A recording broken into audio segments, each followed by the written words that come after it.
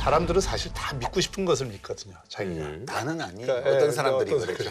특히 이 경우도 그 전두환 대통령이나 그 측근들의 인식에는 5.18 광주 민주화운동이나 그 당시 80년의 상황에 대해서 자신들이 생각하는 틀, 그 속에서만 지금 그 문제를 보고 있다. 근데 이거는 그 정도 표현으로는 부족한 것 같고요. 범죄자가 자기의 범죄 사실을 부인하는 수준이라고 봐야죠, 이거는. 왜냐하면 지금 5.18 관련 재판들이 많았잖아요. 전두환 씨 본인이 내란 목적 살인으로 기소돼서 유죄 선고를 받았잖아요. 그거 필두로 해서, 김대중 대통령이 사면해줘서 그렇지. 거기서 거의 다 인정된 내용이고, 그다음에 광주 민주화운동 관련해서 유죄 선고를 받았던 분들의 재심 재판에서 또 다 관련 사실이 다 인정된 거예요. 그러니까 지금 범죄자로 법원이 인정해서 엄청난 중형을 선고받았으나 그 후에 대통령이 사면해준 분들이잖아요. 이분들이 다. 자기의 범행을 부정하고 있는 거예요. 지금 와서. 그냥 그러고 싶겠지. 근데 그러고 싶으면 그냥 친구들끼리 앉아서 할 일이지. 왜 책에다 그런 걸 써가지고. 근데 이제 사실은 이게 왜 이런 일이 벌어졌고 그 당시에 또 한국의 현대사가 이 일로 인해서 어떤 고통과 대가를 치렀는가 이거에 대한 역사적인 인식이 있어야 되거든요.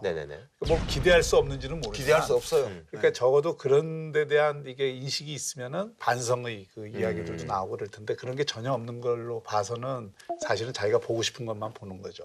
사실 내가 그때 얘기를 하면 그 70년대 후반에 민주항쟁이 나서 12.6 사건이 나서 박정희 대통령이 그 서거하고 그다음에 서울의 봄이 있었잖아요. 그게 뭐냐면 그 당시에 저도 대학교 3학년이었는데 5월 13일 날 서울에서 제일 큰 데모가 있을 때 그때 이쪽 동북권대학 수만 명이 시위를 나올 때 제가 맨 앞줄에 섰어요.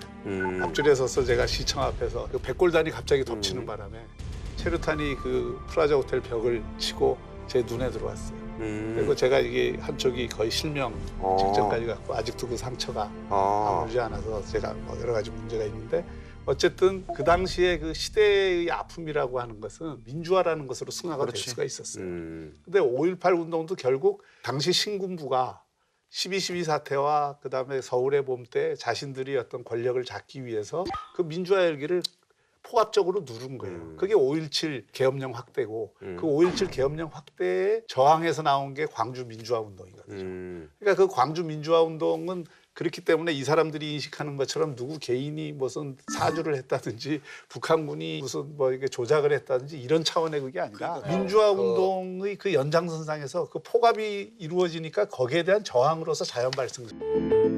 다채로운 즐거움 JTBC